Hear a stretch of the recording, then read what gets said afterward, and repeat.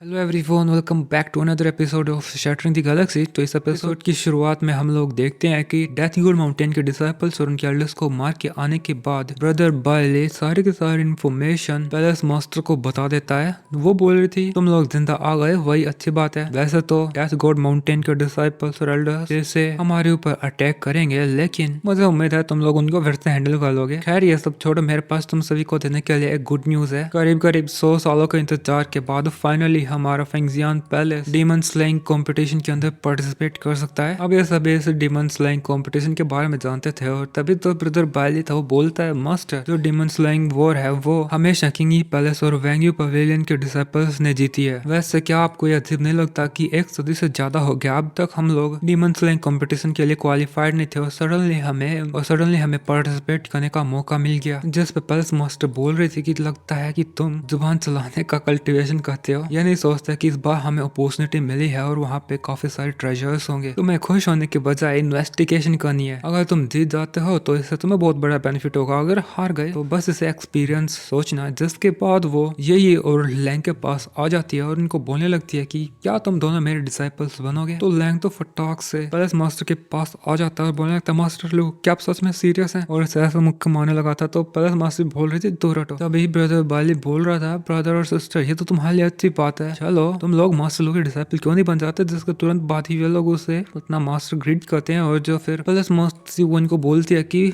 Demon slaying competition में अभी 1 महीना है, तो चलो तुम लोग मेरे साथ, मैं तुम्हारी ट्रेनिंग कराऊंगी। अब वो जा रही थी, उससे पहले जियांग हान पैलेस मास्टर को रोक लेता है। तो पैलेस मास्टर लो मुड़ के बोलने लगती है ब्रदर आपको कोई काम है क्या। अब उसके ऐसा बोलते जियांग हान बोलने लगता है ब्रदर अगर ये मास्टर का ब्रदर है तो हमारा क्या अंकल। लेकिन तभी जियांग हान पैलेस मास्टर को बोलने लगता है पैलेस मास्टर आपको मुझे ब्रदर बुलाने की जरूरत नहीं, आप मुझे मेरे नाम से बुला सकती है। तो वो बोल रही थी कि तुम मेरे मास्टर के डायरेक्ट डिसाइपल हो, तो मैं तो बस तुम्हें सही नाम से ही बुला रही हूँ। तो अभी लंग बोलने लगता है ब्रदर हान मैं आपको अंकल नहीं बुलाना चाहता, मैं दुनिया को क्या मुंह दिखाऊंगा, प्लीज कुछ करो। तभी जियांग हान आगे की साइड आके बोल रहा था पैलेस मास्टर आपसे एक रिक्वेस्ट करना चाहता हूँ। दरअसल मैं अपने हेवनली क्लाउड ड्रोन को उसके बारे में सबको बताना चाहता हूँ। जिस पे पैलेस मास्टर बोल रही थी क्या तुम सच में सीरियस हो। तो जियांग हान बोल रहा था हाँ बिल्कुल। वो बोलता है कि क्योटिक स्टार्स में काफी सारे एक्सपर्ट्स हैं और उन सभी को युनमैंग पवेलियन अकेले हैंडल नहीं कर सकता है, और वैसे भी एक न एक दिन तो सभी को ये बात पता चले जाएगी। मैं फेंगजियान पवेलियन से बाहर जाके ट्रेनिंग करना चाहता हूँ। तो पैलेस मास्टर बोलने लगती है ऐसा करके तो तुम और भी दुश्मनों को अट्रैक्ट करोगे और अगर तुम बच गए तो शायद यहाँ कोई तुम्हारा सामना कर पाएगा। जहाँ हान बोलने लगता है वैसे ही काफी सारे लोग मुझे माना चाहते हैं और एक न एक दिन तो ये होना ही है। तो पैलेस मास्टर बोल रही थी ठीक है जैसा तुम्हें करना है करो। जिसके बाद हमें दिखाते हैं जियांग हान उसका कल्टीवेशन करने लग गया था। इसी दौरान उसका मास्टर आके उसे 5 एलिमेंट्स गैदरिंग पिल दे रहा था। वो बोला इसे रिफाइन करो। तो जियांग हान भी उन 5 एलिमेंट्स गैदरिंग पिल को रिफाइन करने लगता है। जिसके बाद उसका मास्टर बोलने लगता है कि जो ये उस पिल मैंने तुम्हें दी थी उसे इन 5 एलिमेंटल एनर्जी से रिफाइन करने लगो। तो जियांग हान भी ऐसा ही करने लगता है। उसके ऐसा करते ही कि उस पिल की काफी सारी एनर्जी जियांग हान के अंदर चली जाती है और ऐसा करते ही जियांग हान ब्रेक थ्रू भी कर लेता है। इसके साथ साथ उसने सूडो केओस बॉडी भी क्रिएट कर ली थी। उसका मास्टर बोलने लगता है अब तुम्हारी फाउंडेशन पहले से ज्यादा स्ट्रॉन्ग हो गई है और तुम्हारा कल्टीवेशन कम होने के बावजूद भी रिनकार्नेशन रिलम का कोई एक्सपर्ट तुम्हें नहीं हरा सकता। लेकिन तभी जियांग हान मास्टर से पूछने लगता है कि ये सूडो केओस बॉडी क्या है। जिस पे उसका मास्टर बताया था जब तुम रिनकार्नेशन रिलम में पहुंचोगे तब तुम्हें इसकी असली पावर समझ में आ जाएगी। चलो अब मुझे तुम्हारा नाइफ दो। तो जियांग हान फटाक से उसका नाइफ निकाल के मास्टर को देता है। जिसके बाद उसका मास्टर उसकी एक ब्लड ड्रॉप लेता है और उस नाइफ के अंदर ऐड कर देता है, जिससे जो नाइफ था वो काफी सारे पीसेस में शेडर होके एक फॉर्मेशन में चला जाता है और उस फॉर्मेशन से निकलती है एक नाइफ जो जहान के करंट नाइफ से स्ट्रॉन्ग था और दूसरा एक स्वॉर्ड थी। वो जहान को बताता है कि जो रिस्ट्रिक्शंस तुम्हारे पेरेंट्स ने इस नाइफ के ऊपर प्लेस किए थे उसको मैंने हटा दिया है। अब ये दोनों वेपन्स पहले से ज्यादा खतरनाक हो चुके हैं। जिसके बाद जहान उनको as a flying knife use करने लगता है। इसके बाद हमारा सीन चेंज होके एक अलग ही जगह पे आ जाता है जहाँ पे हम लोग एक मास्टर और एक डिसाइपल को देखते हैं, एक फीमेल डिसाइपल को देखते हैं और इन दोनों का आपस में अफेयर चल रहा है। मास्टर बोल रहा था कि क्या तुम तुम्हारे सेकंड में बोर नहीं हो जाती या तुम मुझे मिस नहीं करती। जिस पे वो फीमेल डिसाइपल बोलने लगती है मास्टर फिलहाल मैं एक मिशन पे हूँ, क्यों ना पहले मैं उस मिशन को कंप्लीट करने के बाद आपसे और गुफ्तगू करूँ। जिस पे वो मास्टर बोल रहा था क्यों क्या तुम्हारा मिशन मेरी खुशी से ज्यादा जरूरी है। जिस पे फीमेल डिसाइपल बोलने लगती है ऐसी बात नहीं है मास्टर, आप मेरी सिचुएशन थोड़ी समझने की कोशिश करो। खैर इनकी अपनी सिचुएशन है। दूसरी तरफ हम जियांग हान को देखते हैं जो उसके नाइफ और स्वॉर्ड को फ्लाई करने की प्रैक्टिस कर रहा था। वो काफी सारे ऑब्स्टेकल राइफल से उसके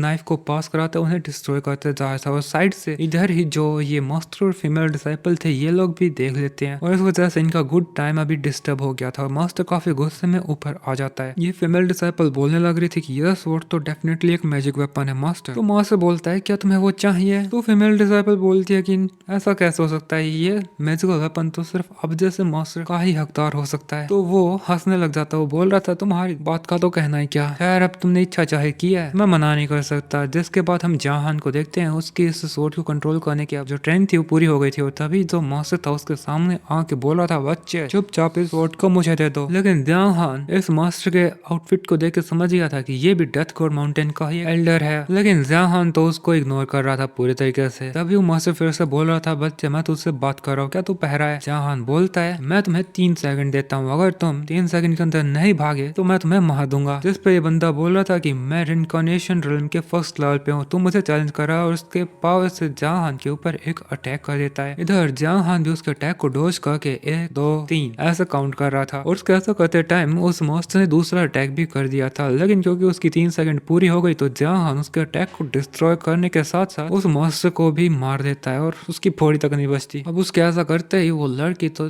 तुरंत उसके सामने आके झुक जाते और बोल रही थी सीनियर प्लीज मुझे माफ करना, मैंने काफी बड़ी गलती कर दी, आगे से ऐसा बिल्कुल नहीं होगा। अब ये लड़की जहान के बारे में पहले से जानती थी। वो बोल रही थी कि आप वही हो जो किसी को ढूंढने के लिए किंग पैलेस में गया था, मैं आपकी सिस्टर को ढूंढने में आपकी मदद कर सकती हूँ। जिस पे जहान बोल रहा था क्या तुम भी किंग पैलेस से हो? तो वो लड़की बोलती है नहीं मैं मेई पैलेस से हूँ। तो जहान उससे पूछ रहा था कि फिर मेई पैलेस के होने के बाद तुम्हें मेरे बारे में कैसे पता? तो वो लड़की बोल रही थी कि किंग पैलेस की सारी फीमेल डिसाइपल्स आपके बारे में बात कर रही थी, उन्होंने आपका तो पोस्टर भी बनाया हुआ था, आप किंग पैलेस के डिसाइपल के बीच में बहुत ज्यादा पॉपुलर है, वे तो आपके साथ प्रैक्टिस करने तक की बात करती है। जहान बोल रहा था कि तुम तो मेई पैलेस से हो, फिर मेरे सिस्टर को कैसे ढूंढोगी? जिस पे वो बोलती है कि मेई पैलेस किंग पैलेस की एक सबॉर्डिनेट सेक्ट है, मैं हर महीने किंग पैलेस को पिल्स डिलीवर करने के लिए जाती हूँ, वहाँ पे मेरे कुछ अच्छे दोस्त भी हैं जो वहाँ की एल्डर सुकिंग के डिसाइपल्स हैं। अब उसके ऐसा बोलते साथ तो जहान उस लड़की के फोरहेड में कोई चीज डाल देता है ताकि वो लड़की उसे धोखा ना दे। वो भी पूछ रही थी कि तुमने मेरे साथ क्या किया? जिस पे जहान बोला मैंने तुम्हारे दिमाग में कुछ छोड़ा है, हर महीने मुझे मेरे सिस्टर की खबर लाते रहना, अगर तुमने कोई ट्रिक्स करने की कोशिश की तो तुम बचोगे नहीं। इतनी देर में वो लड़की भी उसकी उंगली से इशारा करने की कोशिश कर रही थी, लेकिन जहान तुरंत ही उसके दिमाग में उस चीज को एक्टिवेट कर देता है, जिससे उसे काफी ज्यादा पेन होने लगता है। और वो माफी मांग रही थी कि प्लीज मुझे माफ कर दो, आगे से बिल्कुल नहीं होगा। फिर वो बोल रही थी कि मैं आगे से बिल्कुल ऐसा नहीं करूंगी, मैं जिया योलैन हूँ, आगे से आपकी सर्वेंट रहूंगी, आपको अगर आपका कोई ऑर्डर हो तो मैं उसे ओबे करूंगी। फिर जहान उसे पूछ रहा था कि तुम यहाँ पे क्या कर रही हो? तो वो बोलने लगते हैं कि हमारे एक एल्डर ने मुझे गोल्डन क्रो को ट्रेस करने के लिए भेजा है, वो उसे पकड़ के अल्केमी में यूज करना चाहता है। जहान बोलता है ठीक है तुम जाओ, 1 महीने बाद मेरी सिस्टर की इन्फॉर्मेशन लेके आना। जिसके बाद हमारा सीन चेंज हो जाता है और अभी